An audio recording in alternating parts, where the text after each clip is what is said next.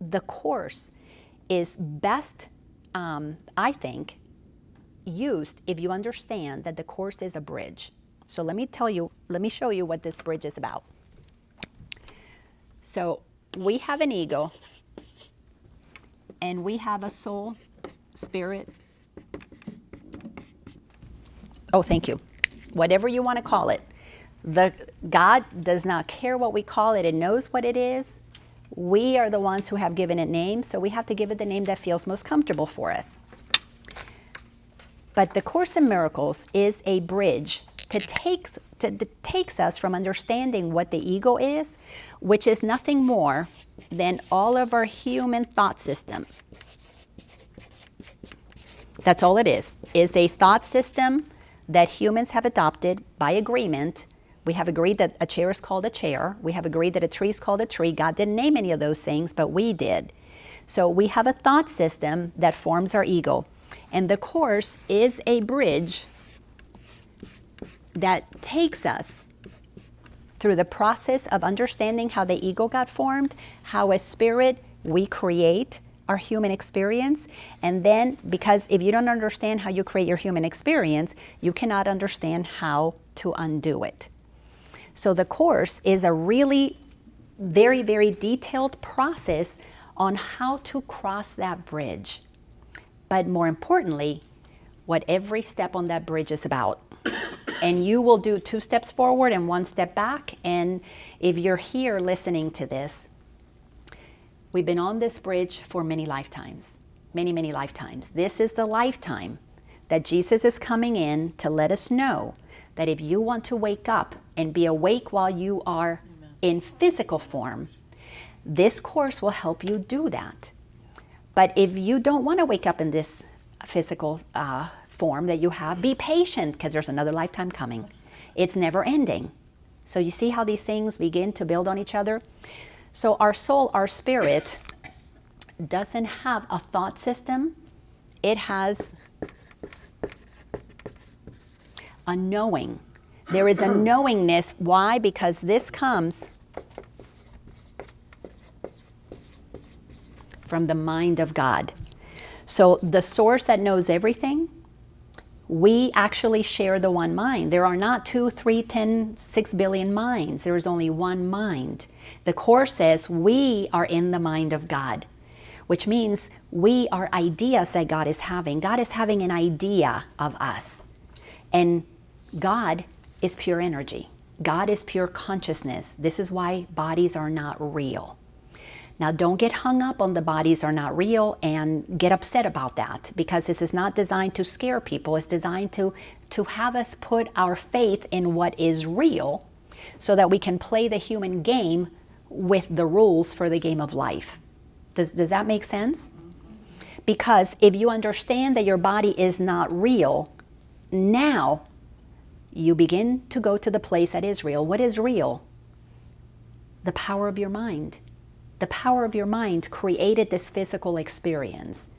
So we thought, just as we are ideas in the mind of God, and God thought us into being, we have thought ourselves into these physical forms. But what the Course is going to teach us is that when we chose these physical forms, we chose these physical forms as a defiance against God. We chose these physical forms to say, I am separate from you, God. I'll take it from here. I don't need you.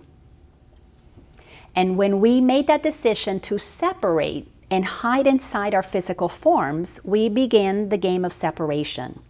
Separation comes, inherent in separation comes fear. Because when we see something separate, we go into self-protection. Does that make sense? Are you following me so far? Okay. Do you like what you're hearing? Yeah. Okay, yes. I have a question. What about evolution? We started from a single cell, and now we're beings that can do Yes. things at our command. So the best way to understand the Course is to look at everything in 2 levels. Even though there are not 2 levels, it is helpful to separate it into 2 levels. There is, and the best way to look at the 2 levels is to imagine that's God and this is us. Actually, let me do it a little bit more clearly. I'm going to put a couple of us here. So I'm going to put all kinds of beings that God has imagined. We are ideas in the mind of God. So there's all of these beings in the mind of God. God has created, the Course says, one son, one child, to signify that we're all one. We're all one energy expressing itself uniquely as each one of us. So in the mind of God, we're safe. That's level number one. This is why we are safe and there's nothing to fear. This is why we're invulnerable. Because as energy in the mind of God, we are not going to go anywhere. Eternal, forever, just having experiences of reincarnation. What separation is, which is the second level, is that when we enter this human experience, we're born. Being born is the process of saying, I am separate, look at me, I have a body. And what then begins to happen, and now we're talking about something very advanced in the Course, that it takes years of studying this to get to the level that we're talking about now. So if this does not make sense, please don't let what I'm about to say keep you from studying the Course. And the reason is, when you come to the place of knowing that what you are is non-physical energy and that you have the power of your mind to create your own reality, the game changes. It changes in that you are free. Nothing outside of you has power over you. You become untethered. Anybody here read Michael Singer's book, The Untethered Soul? You become totally untethered. Your soul now is free to have an experience without attachments. That means you don't cling to things. You don't need anybody to like you because you know who you are. You don't need to hold on to things. You have freedom to be, do, and have whatever you want because it does not add anything to you, so you're not attached to anything. And what happens to those who are not attached to anything, more can show up. It's absolutely fascinating because when you attach yourself, you can only have what you're holding on to. You cannot have everything else. So when you detach, you literally open up, not only to receive whatever it is that you want, but we're not here to accumulate. Because remember, when you know that you have everything you need inside, it's not a game of accumulation. The game changes. Because when we operate in separation, we are operating in self-protection. To answer your question, the entire process of evolution is what we have created in the dream of separation to give us a sense of continuity, to justify to the ego that, yes, see, we have been evolving. We went from being primitive, now we are these intelligent beings. But that's not what we are. What we are is so much more than what we think we are today. So when we begin to drop the idea that we have been evolving, we return to the place of the eternal soul that we are. Our soul is not here to learn anything. Our soul is one with the mind of God. So all knowingness is available to us. So what is there to evolve? So the game of evolution is nothing more than a process that the ego has us believing is happening. When we get to the place that we understand the truth of who we are, there won't be a need for evolution. We will live in the now moment because the Course is also very clear. There's no such thing as time. So if there's no such thing as time, how could there be evolution? What would be evolving in time when time is right here, right now? You see how there are layers and layers to this. Perhaps understanding, or no? No. Okay. So All right. That was if you the question look, has working in my mind at last week. if you look at the word evolve, the ego has created all kinds of crafty words, and they make a lot more sense as you move through the Course.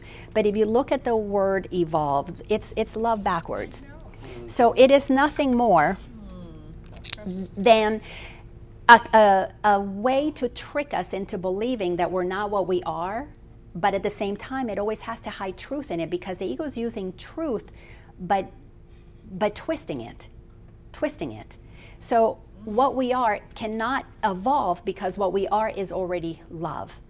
So we are just remembering what we are, and once we come back to the truth of who we are, we exist as one with God. The Course is very clear. There is no separation between God and us. Jesus came to tell us, I and the Father are one. Not that he was the only one, but that every one of us is. So can you imagine when we begin to erase our ideas that keep us separate? what makes me right. Because see, when we encapsulate ourselves in a ego identity, we do not hold on to things that we believe are not true. We hold on to things that we believe are true, which means we have to be right about what we know. This is why we have wars. This is why we have the issues that we have, because some are right and then there's those who are wrong. So we are at odds with each other because we have encapsulated ourselves in a very small idea. But when we remove the idea of who we are, we all become the same. The Course in Miracles is an invitation for us to come to know what is the same in every single one of us. And I know you people are smart. From what I've said to you, what are we made of?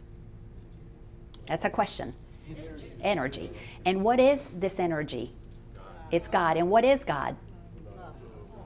Okay, so if you are God and you are energy and you are love, what is there that is not the same in all of us? And when we come to the place that we know what is the same in all of us, what is different is the individuation of God expressing itself in one of the infinite possibilities that it can express itself as, because God is infinitely eternal.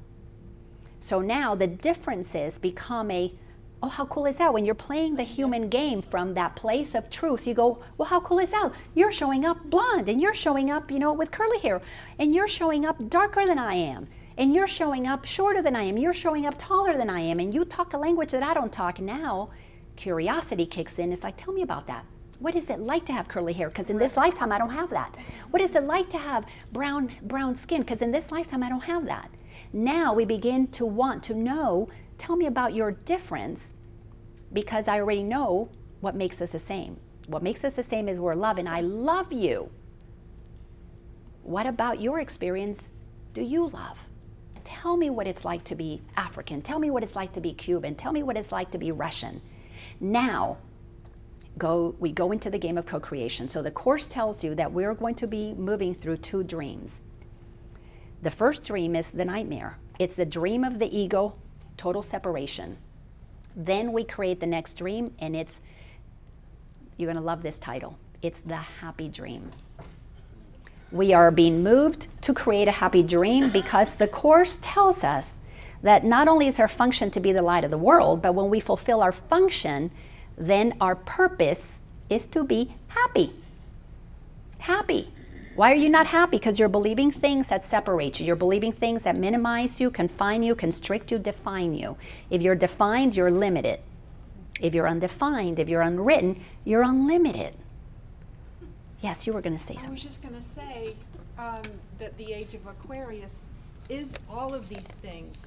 There is no time anymore, and there's oneness and all these qualities and self-care. All of it's in there. So yeah. Do you know if I do. Did she have the connection that this would someday? Mm-mm. You mean Helen? Yeah. When she no. What came through in the book? No, she really. From what I understand, she did not understand the magnitude of what she was bringing into the world. But Jesus knew that in the 60s was the right time, because we had that hippie movement in the 70s. And a lot of students of the Course were studying it. These it's all love, kumbaya. We're studying these truths.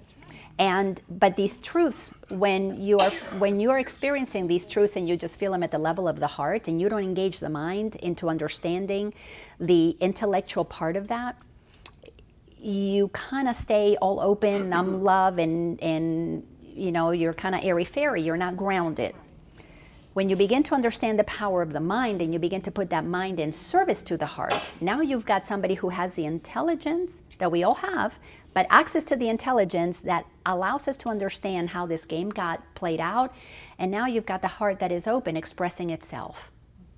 And now it's not somebody who is just open, unprotected. It's somebody who is invulnerable because they know truth. It's very, very amazing and powerful.